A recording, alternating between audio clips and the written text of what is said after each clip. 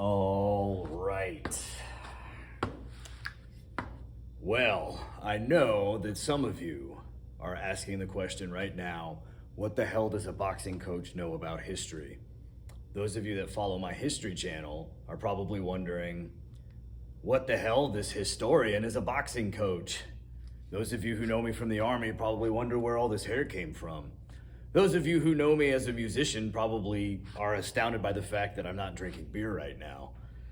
Yep, well, it turns out that human beings are complicated people and they're motivated by many different things. And it turns out also that most people that you meet are probably a whole lot more complex as characters and individuals than you might credit them for. So, we're gonna do a slight little deviation from the typical boxing fare that we have on my boxing channel. And we're gonna talk about what is history and how people get it wrong. So, first and foremost, talking is hard. No, but for real. First and foremost, historia, the Greek word that history etymologically derives from. It means inquiry. And usually when people credit early historians, they think Herodotus, they think Xenophon, they think Thucydides and Polybius. And I would say that's a pretty good association to make. If you've never heard any of those names before, it's really not that important. We'll come back to that. So, in the nuts and bolts of it, history is a matter of fact, a matter of fiction, and a matter of truth. Now, I know the philosophers, the philosophizers, if you will, out there are probably looking at this having a fit. But at the end of the day, it's true. Fact and truth do not always align. Fiction and truth sometimes align a whole lot more than fact and truth. So at the end of the day, when it comes down to its constituent elements, history is historiography. It's the stuff written about from the past and the literature that's written in the intervening time and even modern times about that stuff that was written down in the past. It's literature because people have to synthesize that information. They have to aggregate what they know or what they've seen or what they've heard with their own experience, which is going to lens that information.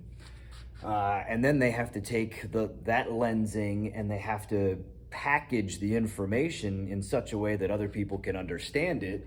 And every one of those people that's receiving the information is also going to lens that information based off what they know, what they've seen, what they've heard in their own experience. That's the literary element of it. And then we get to the philosophy, because there's going to be an inherent philosophy associated with what the person recording the events, why they're doing it. There's going to be a philosophy of the person reading it and why they're reading it and what they're trying to get out of it. And those two don't always match up.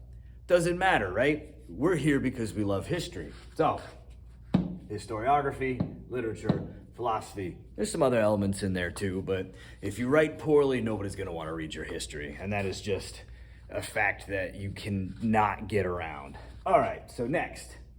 Why do we do history is for these things right here. Critical thinking and abstract thinking. Critical thinking is when you take the text apart and you try to understand what the important information is, what the less important information is, why it was being written, what you should get out of it, or if you're writing it, what the people reading it should get out of it, and all the other things that kind of come about when you're asking those questions, right? Again, I refer you back to inquiry. Whenever you're trying to solve a historical problem, you're trying to answer a question. And I tell you, it will help you focus whatever you're trying to understand or your methodological procedure towards understanding history. It's going to help sharpen that approach if you start with a question. Now, one of the things that I personally do that drove my dissertation chair nuts was I would figure out what my primary research question is, and then I would ask a bunch of supplemental questions every time I figured out what piece of information was required to answer that primary research question. I would then ask supplemental questions that would lead me to those individual pieces, and that's a vestigial procedural approach from my time in the Army when we used to plan for missions and we did what we called reverse order planning, or what people sometimes informally called as backwards planning. So That's critical thinking, breaking it apart.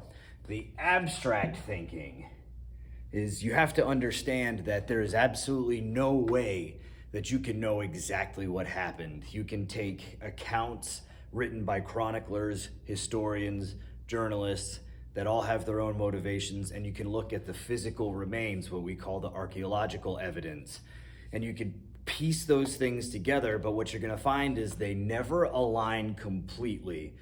More importantly than the fact that they don't align completely, sometimes they just flat out are antithetical or antagonistic to each other. And you're going to say, well, this evidence, the archaeological evidence, says one thing. The people that were supposedly there, or the ones who received accounts from those who were there, that evidence says something different. Well, which one do you trust more? There's a lot more nuance to that question than you might initially believe, because if you have any incorrect suppositions about the archaeological evidence, then the conclusions you draw from it are not going to be as dichromatic, black and white, as you might think. And that is where the abstract thinking comes in, because you have to take something that has no tangible evidence beyond the archaeological evidence. You can't just play a video back. And again, we've seen time and time again where people have removed the context, the pretext and the subtext from videos, and it makes you feel one way or think one way about a video, and it's actually a lot more complicated.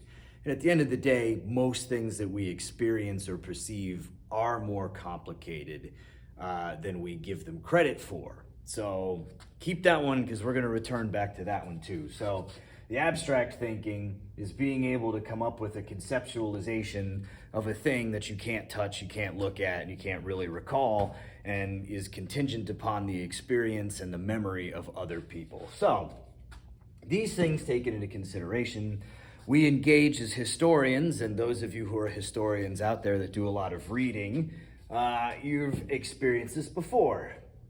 The meta discourse, and that is when you read something written and you talk about it to yourself.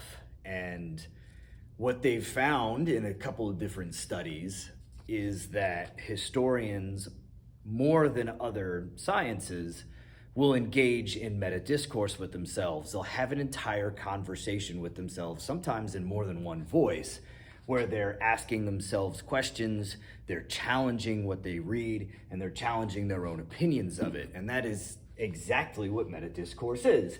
And out of that meta discourse comes the meta synthesis. So everybody's heard of the thesis, antithesis, synthesis, right? That's dialectic, right? So the meta-synthesis is the perspective that you come up with after you've had the debate with yourself. And it is going to be as flawed as every other perspective. And once you can get past that and you can get beyond this silly notion that you're going to be dealing with very much of this, the fact, at the end of the day, you're going to be dealing with personal truths, the truths of other people, and a whole lot of other rhetorical and philosophical devices that are going to input this metasynthesis, or they're going to affect it, rather. They're going to be inputs into the metasynthesis in the process of metadiscourse. And you're going to have to sift through all of that. And if you're like me, where you're a little bit autistic and you're a little bit, ADHD, then you're really gonna have to struggle through that, because I lie awake at night at 3:30 to 5:30 a.m. every morning thinking about historical problems, and I can't stop, I can't turn it off, right? So that just comes with it. If you have the special gifts, what other people call challenges, I call them gifts, that I have, which I'm sure most people who are historians also have some kind of varying degree of, then you're already familiar with this process. All right, just so this doesn't get too long, now we're going to talk about what history is not.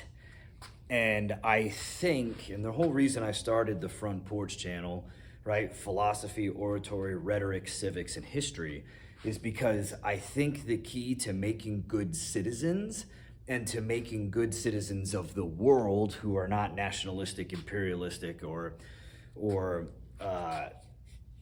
predatory, I think the key to that is to have an informed electorate, because then you avoid having political disasters and you can help abate the onset of dictatorships and the like. So, what history is not is exactly what's being taught in most classes at the undergraduate and below level, and that is the recitation. I always mess that word up. Anyway, the reciting of names, dates, and events.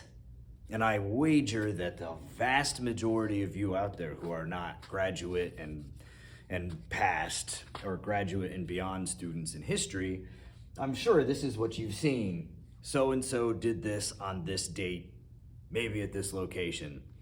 And they try to get you to start to understand the why.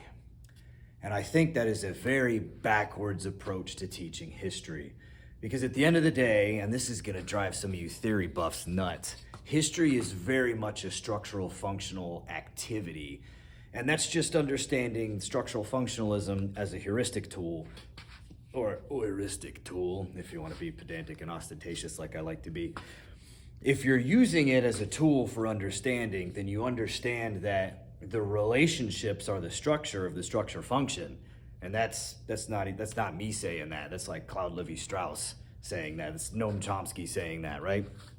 Members of that ilk, those diehard structuralists, post-structuralists, modernists, and postmodernists that were coming up with all these devices for learning and examination in the middle of the 20th century, some of which led to absolutely crucial discoveries like the entirety of the internet by using logic as a means to parse information and to create reconstructions out of abstractia of or replicative of actual natural things.